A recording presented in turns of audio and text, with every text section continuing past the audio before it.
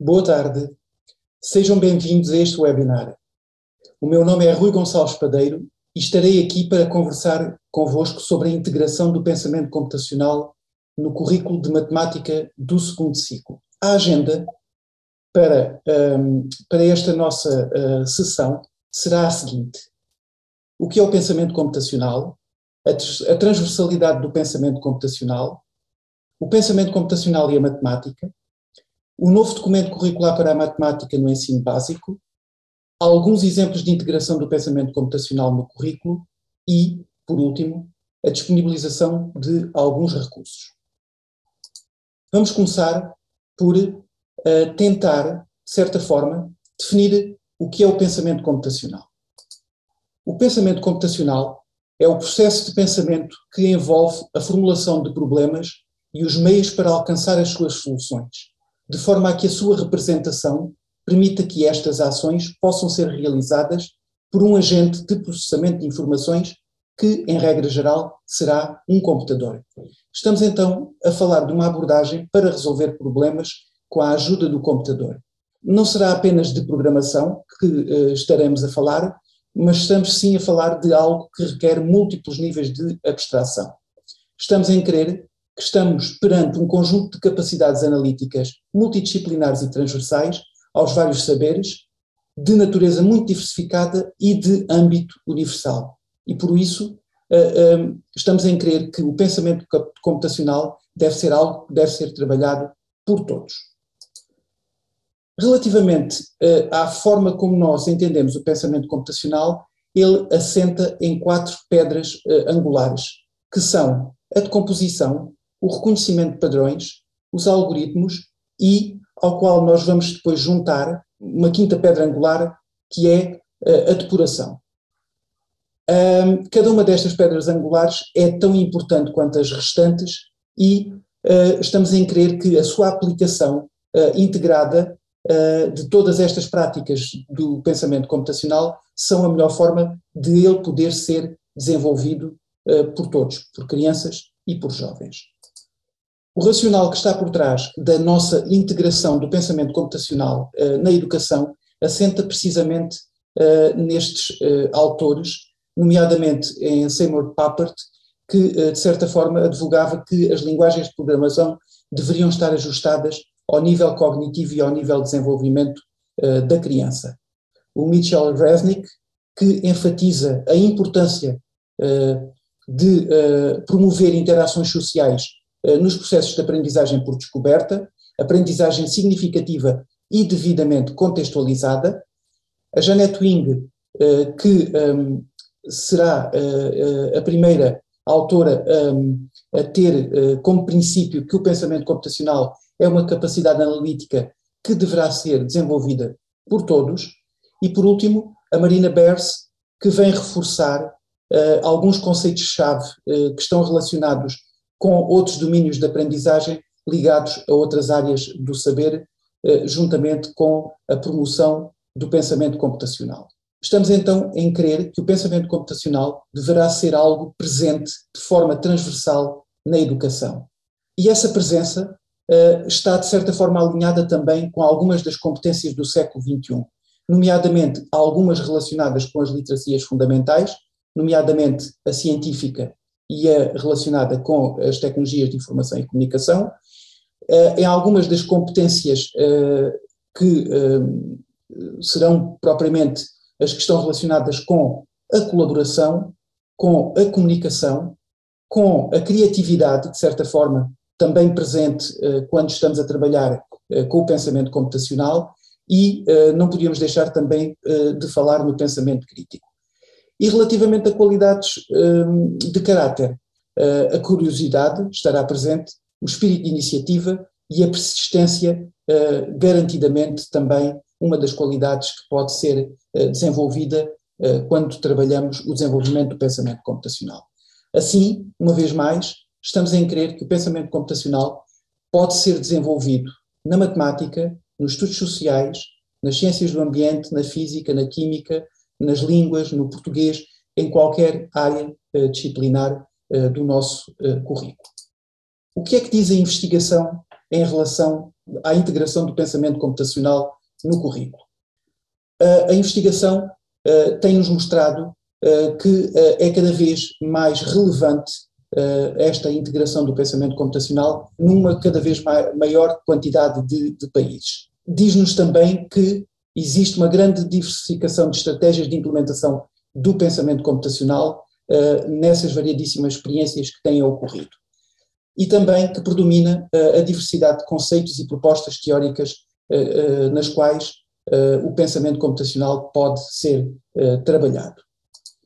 Existem também algumas indicações de que as intervenções deverão ter em conta o nível de desenvolvimento cognitivo dos alunos, como já atrás tínhamos referido. A programação não deverá ser só por si o centro do processo, devendo estar integrada em atividades e projetos abrangentes e interdisciplinares. Os conteúdos ou dimensões do pensamento computacional e as abordagens pedagógicas e métodos de ensino parecem ser um fator crítico para o sucesso das iniciativas de introdução do pensamento computacional na escola. A investigação indica-nos ainda que será muito importante combinar diferentes áreas, como a programação, a robótica, os jogos, as atividades de computação sem computadores, e que esta dinâmica de combinar estas diferentes formas de trabalhar poderá ser muito positiva, pois em cada uma destas vamos dar ênfase a componentes diferentes, mas que de certa forma poderão ser complementares no que diz respeito ao desenvolvimento do pensamento computacional.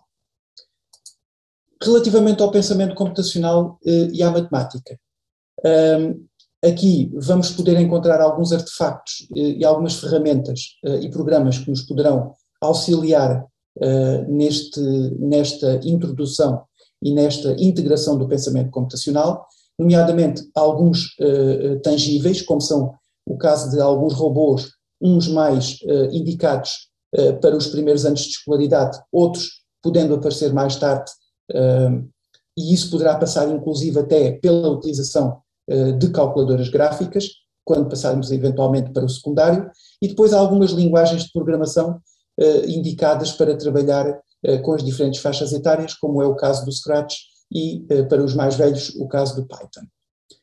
Podemos também ver algumas atividades de computação sem computadores, nomeadamente alguns jogos já subejamente conhecidos de todos vós, jogos esses que de certa forma também poderão permitir trabalhar algumas das práticas do pensamento computacional.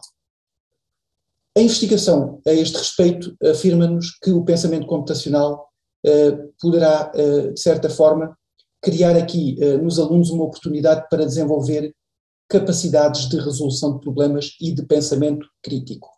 Existe uma necessidade crescente de criar condições para integrar o pensamento computacional em práticas de sala de aula. Por outro lado, os professores, quando no centro de algumas destas investigações, indicam o impacto positivo que têm acerca da integração do pensamento computacional em áreas como as ciências da computação e as ciências, a matemática, por exemplo. Ou seja, por último, podemos também ainda referir que incorporar o pensamento computacional na educação básica envolve a análise sistemática da sua potencial sinergia com outras áreas do conhecimento, como é o caso específico da matemática. Vamos avançar para o documento curricular de matemática para o ensino básico, no formato de aprendizagens essenciais, que foi homologado no verão passado e que irá entrar em vigor a partir do ano letivo 2022-2023. Relativamente a este documento curricular, iríamos chamar aqui a atenção que é um documento curricular que assenta em três princípios fundamentais. Na matemática para todos e todas, em que ninguém pode ficar excluído da matemática e que cada um deve ter a oportunidade de ser sujeito a experiências de aprendizagem matematicamente ricas e desafiantes. Um segundo princípio, que é a matemática é única, mas não é a única, ou seja, uma matemática que se enquadra no quadro de uma educação global e integral do indivíduo, uma matemática que contribui a par com as outras áreas curriculares e em diálogo permanente com elas para o desenvolvimento das áreas de competências transversais indicadas no perfil dos alunos à saída da escolaridade obrigatória. Um terceiro princípio que se toma como fundamental é a matemática para o século XXI, ou seja, uma matemática na qual se promovem aprendizagens matemáticas dos alunos no que é efetivamente relevante nos tempos atuais, em que é feito um acompanhamento das tendências internacionais no que diz respeito a uma seleção criteriosa do que os alunos devem aprender e como o devem fazer. E é aqui que surge este novo documento curricular da matemática, em que é muito importante perceber que, juntamente com os conhecimentos matemáticos, surgem as capacidades matemáticas preconizadas no mesmo documento. E é de uma combinação entre todos estes elementos, os conhecimentos matemáticos e as capacidades matemáticas, que se deve, de certa forma, desenvolver o trabalho educativo com as crianças e com os jovens. E é aqui que surge também o pensamento computacional como uma das capacidades matemáticas deste novo programa de matemática. A forma de promover a aprendizagem da matemática assenta num aspecto fundamental, que é ter o aluno com um papel central e como agente da sua própria aprendizagem. Implicar os alunos no processo de aprendizagem, segundo uma abordagem dialógica, é fundamental na promoção do sucesso em matemática. Proporcionar o exercício da sua agência e autonomia é essencial para a autorregulação da capacidade de aprender. Para além disso, o desenvolvimento do sentimento de pertença ou integração na comunidade de aprendizagem, que é a turma, cria condições favoráveis à aprendizagem de todos. E é nesta dinâmica destes elementos, da forma como eles se articulam entre eles, que se deve promover a aprendizagem da matemática para as crianças e para os jovens. Relativamente à avaliação das aprendizagens em matemática, devemos referir que a avaliação é uma dimensão incontornável em qualquer documento curricular pela importância que se reveste na promoção das aprendizagens dos alunos. Este documento assume a importância da avaliação formativa. É fundamental assumir o feedback também aos alunos como estratégia eficaz de promover a avaliação formativa. Um outro fator que contribui para uma avaliação mais abrangente prevê também a diversificação de instrumentos e estratégias de avaliação. Por último, a discussão dos critérios de avaliação com os alunos irá permitir um maior envolvimento da sua parte em todo o processo. E é aqui que surge o pensamento computacional como uma capacidade matemática transversal e, tal como as outras capacidades matemáticas, deverá ser integrado no trabalho educativo a realizar com os alunos em todo e qualquer tema ou conteúdo matemático. Para tal, será importante pensar as tarefas a propor aos alunos, por forma a que estas possam ser desafiantes, coloquem o aluno no centro da aprendizagem e promovam modos de trabalho diversificados. Uma tarefa será tanto mais rica quanto mais práticas do pensamento computacional permitir desenvolver. Apresentamos em seguida uma captura do documento curricular, precisamente na capacidade matemática, que é o pensamento computacional, onde, de certa forma, são aqui apresentadas como subtópicos as 5 práticas do pensamento computacional, devidamente definidas com um objetivo de aprendizagem e a correspondente ação estratégica do professor que visa, de certa forma, concretizar o alcançar desse objetivo relativamente a cada uma das práticas. Vamos passar de seguida para alguns exemplos de integração do pensamento computacional no currículo. Para estes exemplos que vos apresento agora, vamos ter aqui, em todos eles, exemplos que são extraídos do documento curricular através das ações estratégicas do professor. Um primeiro exemplo é um exemplo que aparece nas aprendizagens essenciais do 5º ano, na página 28, e que, de certa forma, pretende que os alunos possam, na criação de uma sequência, recorrer a ambientes de programação visual para representar os termos de uma sequência, contribuindo desse modo para o desenvolvimento do pensamento computacional. O exemplo que lá é dado falava numa sequência com 10 termos, e é a partir desse exemplo que é apresentado não em formato de tarefa, mas no qual o professor, a partir da leitura que faz das aprendizagens essenciais, deverá construir a tarefa a apresentar aos alunos. Uma proposta de tarefa poderá ser criar um programa com recurso ao Scratch para determinar os 10 primeiros termos de uma sequência nas seguintes condições. O primeiro termo é pedido e cada termo obtém-se a partir do anterior adicionando 3. Aqui está o exemplo de uma das resoluções que nos pode ser apresentada. Podemos ver no Scratch como é que essa concretização poderá ser feita, e aí poderemos ter, por exemplo, e agora vou ver por dentro essa concretização, um programa em que,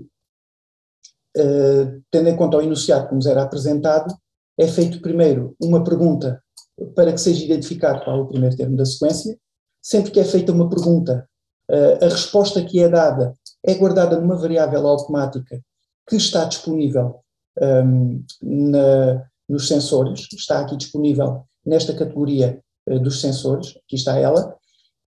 Esta resposta, para que nós depois possamos começar a construir os termos da sequência, deverá ser armazenada numa variável previamente criada, a partir daqui da categoria das variáveis, criar uma variável, neste caso concreto, que se chame termo, variável essa que, numa primeira fase, vai assumir aquilo que é o primeiro termo da nossa sequência.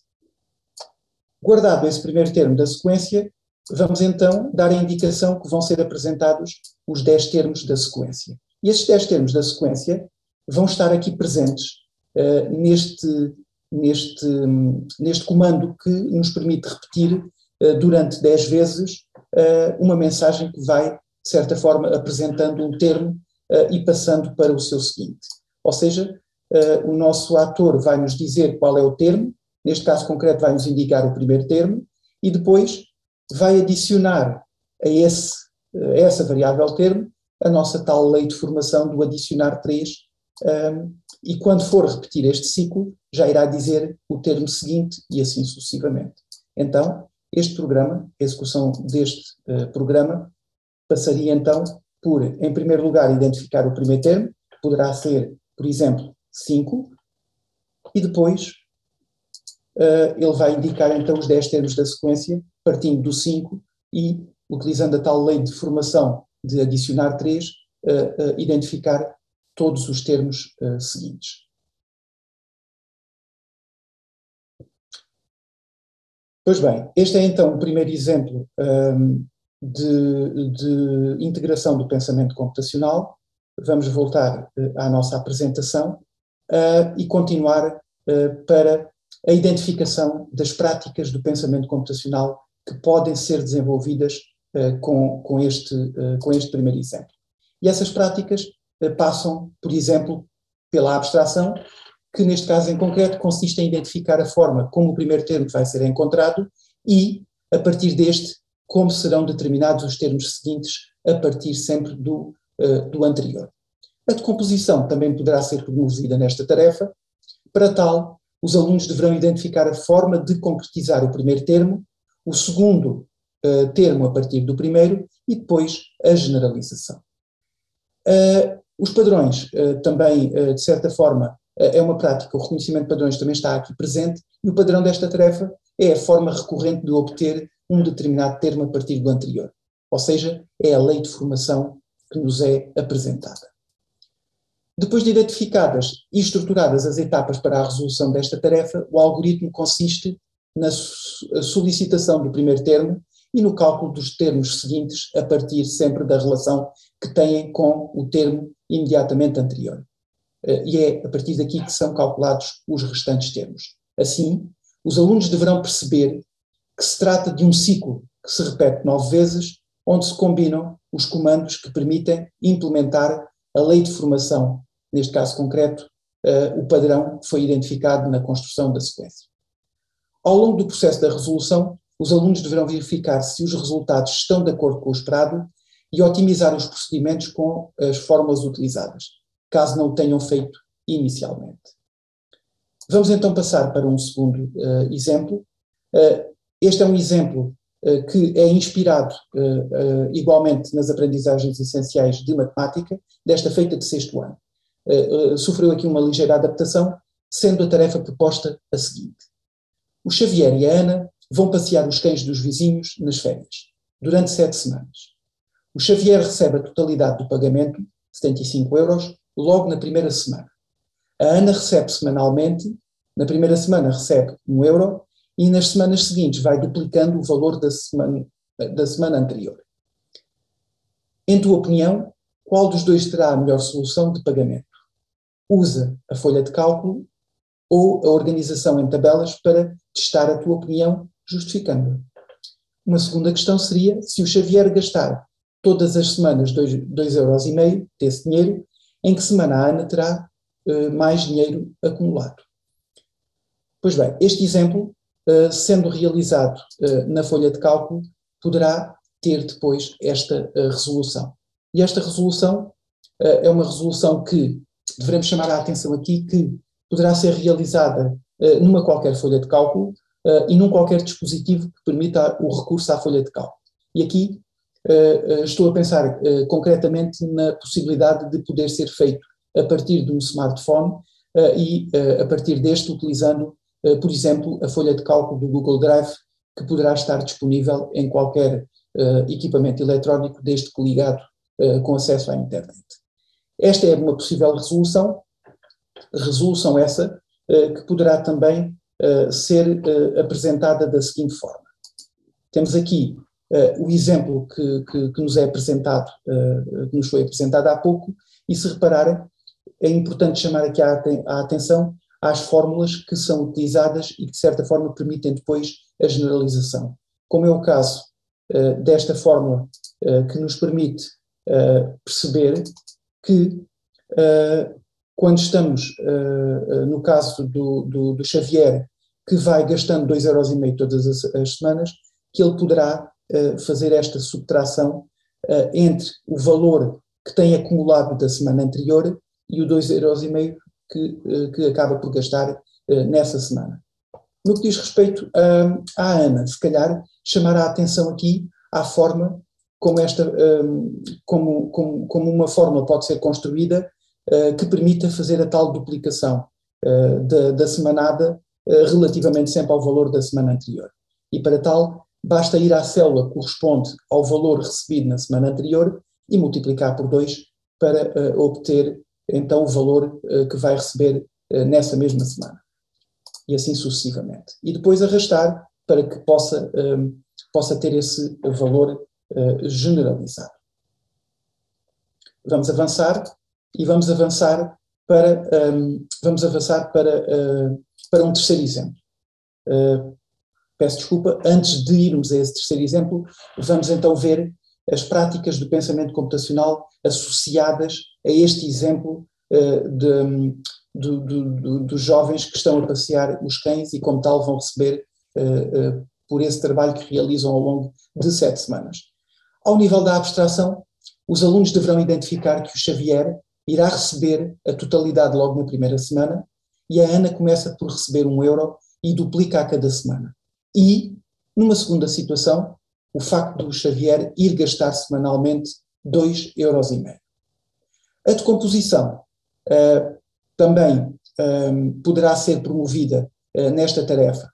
Para tal, os alunos deverão identificar a forma de concretizar os dados para a primeira semana e, a partir daí, para cada uma das semanas em que a Ana recebe, atendendo igualmente à importância acumulada.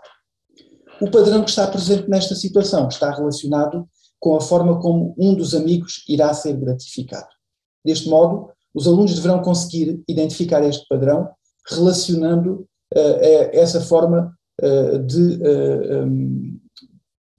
receber a dita semanada da Ana, que será sempre incrementada relativamente à semana anterior, duplicando esse valor. Depois de identificadas e estruturadas as etapas de resolução, aqui será importante também perceber nesta tarefa que o algoritmo consiste na identificação da fórmula ou das fórmulas a utilizar. No caso, em concreto, da utilização da folha de cálculo.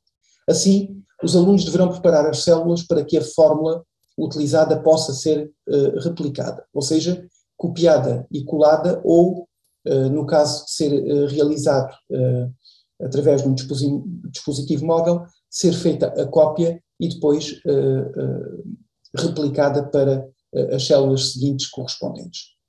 Em todo o caso, ao longo do processo de resolução, os alunos deverão sempre verificar se os resultados estão de acordo com o esperado e otimizar os processos com as fórmulas utilizadas, se assim se justifique. E, de certa forma, a depuração também vai estar presente na dinâmica e na exploração desta tarefa.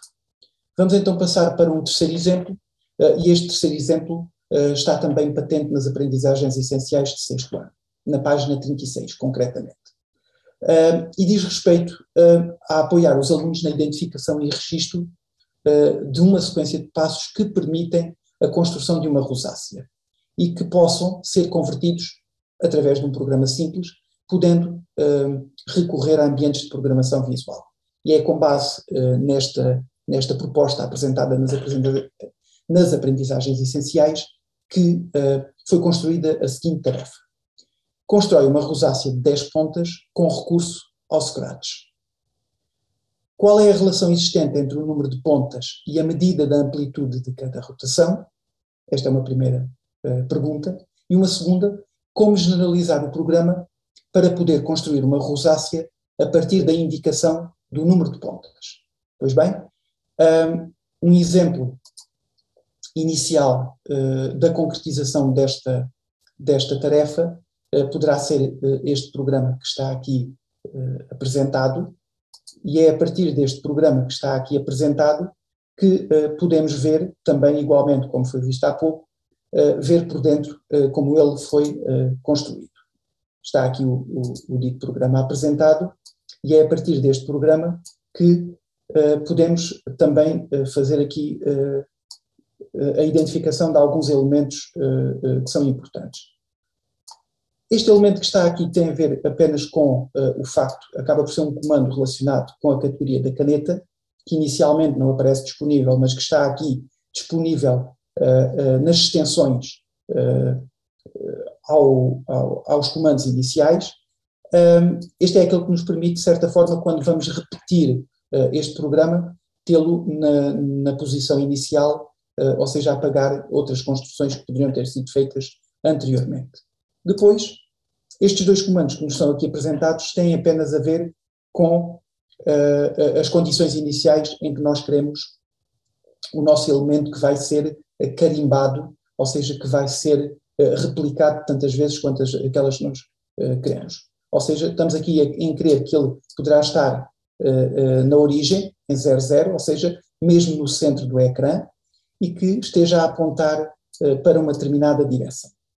Depois, aqui está então o corpo principal do nosso programa, que consiste em quantas vezes é que ele vai ser repetido e qual é a amplitude da rotação antes de ele ser replicado. E aqui neste caso concreto seria 36, porque estando a construir uma rosácea de 10 pontas e para poder prefazer os 360 graus, nós tínhamos que ter os 360 graus divididos pelas 10 pontas que pretendemos representar, permitindo assim que a rotação associada seja de 36 graus. Tudo o resto, o carimbo é aquilo que nos permite ver a figura replicada, e este comando que tem a ver com o controle de espera é para que possamos ver a construção não muito rápida, podemos acompanhar a construção a ser feita. Este programa, ao ser executado, vai nos permitir perceber que automaticamente vai aparecer então a tal rosácea, com base naquela pétala, que vai repetir 10 vezes a sua replicação. Se quisermos fazer alterações, já vimos então que a relação que existe entre a amplitude de rotação do ângulo tem a ver com a relação que existe entre a volta completa, a amplitude por 160 graus, e o número de pontas que queremos realizar, e assim, se nós quisermos generalizar, à semelhança do que vimos há pouco, poderíamos aqui tão somente acrescentar uma pergunta que poderia ser qual o número de pontas da rosácea,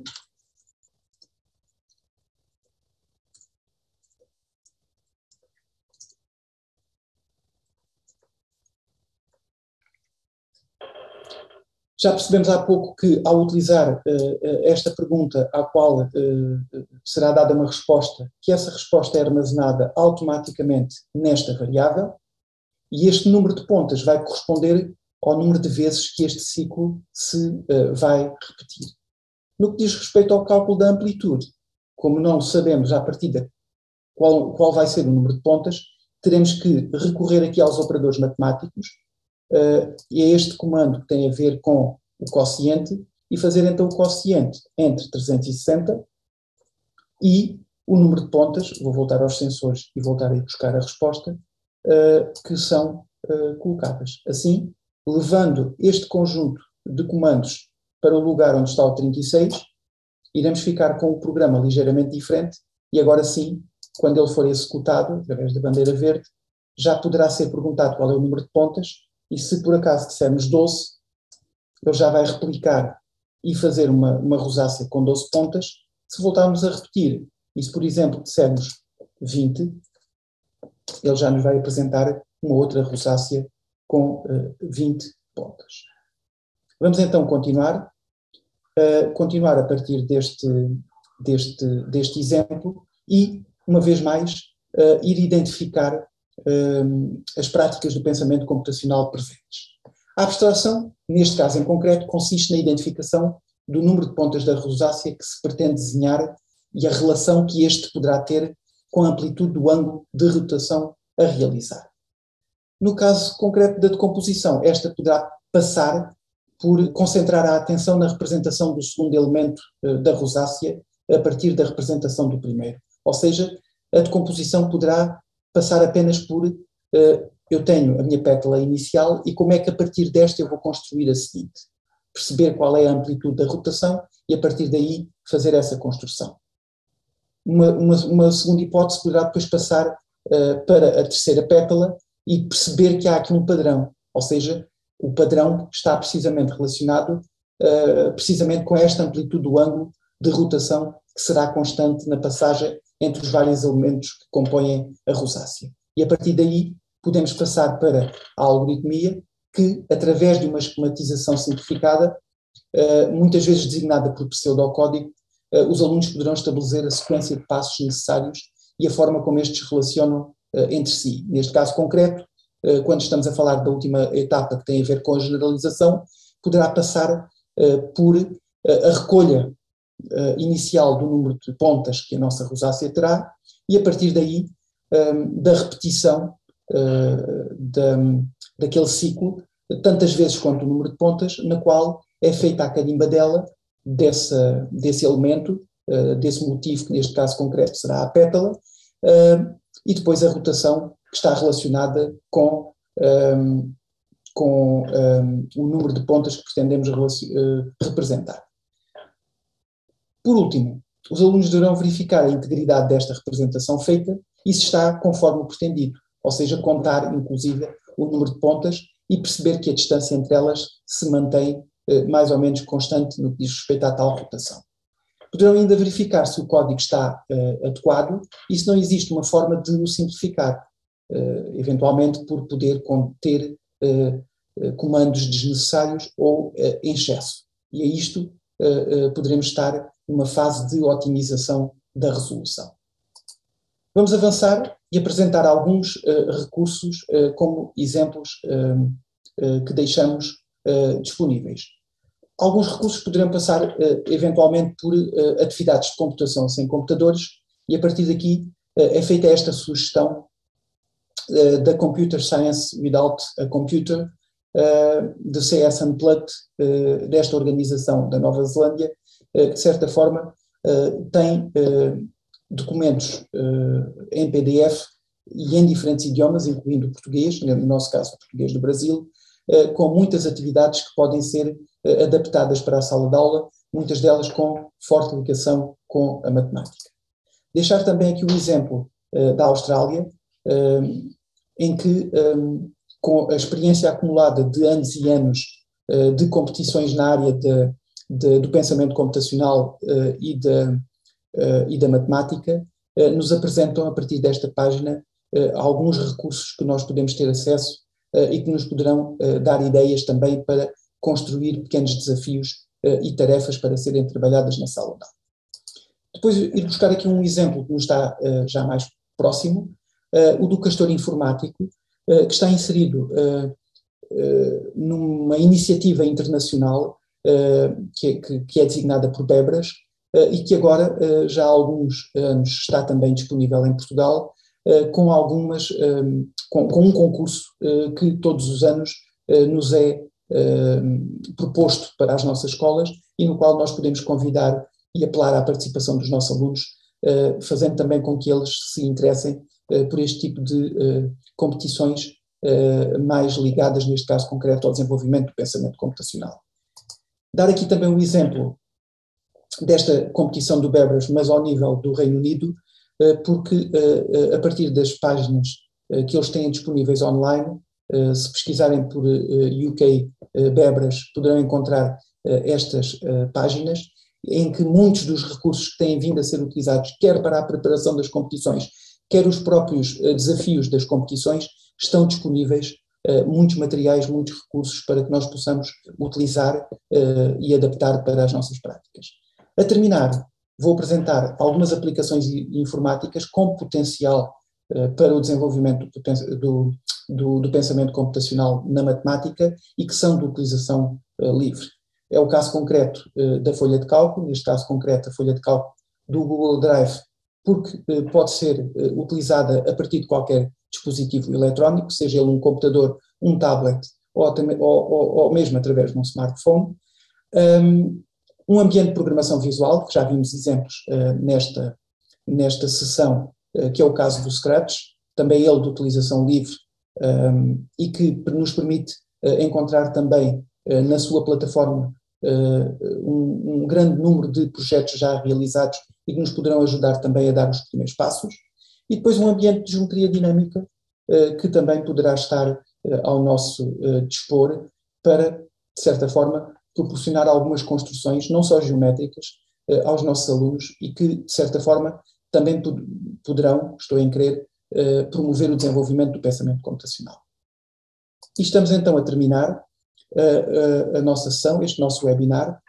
Resta-me agradecer a vossa disponibilidade, a vossa participação e fico ao vosso dispor para algum contacto que queiram realizar. Tenho aqui disponível o meu endereço de correio eletrónico e, uma vez mais, obrigado pela vossa participação e uma boa tarde para todos. Muito obrigado.